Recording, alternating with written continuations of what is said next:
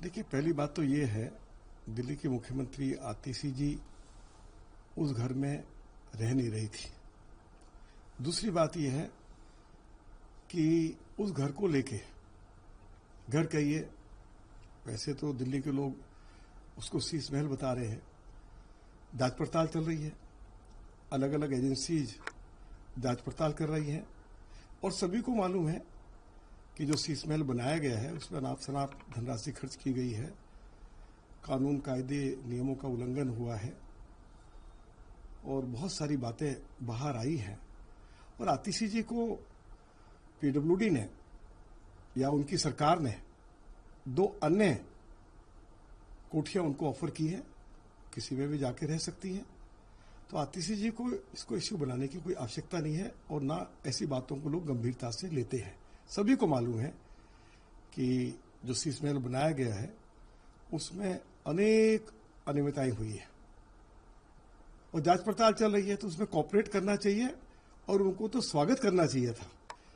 देखिए, जब शीश महल दिल्ली के पूर्व मुख्यमंत्री अरविंद केजरीवाल के पोजीशन में था, उस शीश महल में वे रह रहे थे, तो अनेकों बार हमने हाउस के अंदर भी, क्योंकि मैं लीडर ऑफ अपोजिशन था दिल्ली विधानसभा में, और उनके घर के बाहर धरना लगाकर हमने उनसे आग्रह किया था कि ये शीश महल जनता के लिए और सभी विधायकों को आपको दिखाना चाहिए।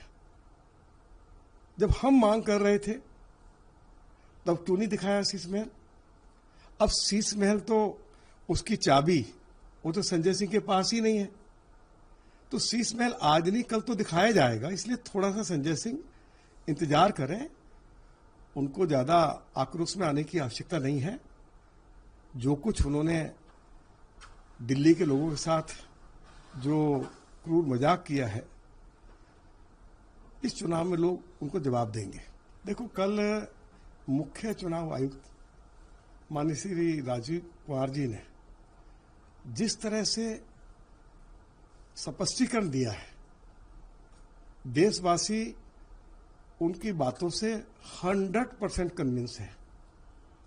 उन्होंने अनेकों बार सुप्रीम कोर्ट ने क्या कुछ कहा है उसकी भी चर्चा की है और हमारा सिस्टम कितना बेहतरीन है।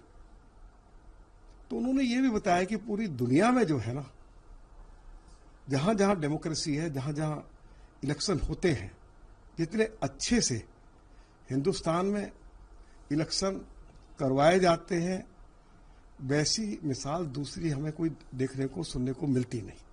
तो सभी राजनीतिक दलों को श्री राजीव कुमार जो हमारे मुख्य चुनाव आयुक्त हैं, उनके बयान का हमें स्वागत करना चाहिए, उनका अभिनंदन करना चाहिए और उनकी बातों पर केवल किसी एक राजनीतिक पार्टी को नहीं बल्कि सभी राजनीतिक पार्टियों को विश्वास व्यक्त करना चाहिए। देखो भाई, मैं तो जानता नहीं हूं ना इस पार्टी के बारे में, मुझे कुछ ज्यादा जानकारी है। किनको ये टिकट दे रहे हैं, इनकी पार्टी का अंदरूनी मामला है। वो किसी को टिकट दें, किसी को टिकट ना दें, वो चुनाव लड़ना चाहते हैं तब ठीक है, वो नहीं लड़ना चाहते तब ठीक है। तो ये उनकी पार्टी के अंदरूनी मामले में कुछ बोलना वो मेरे लिए मुनासिब नहीं है।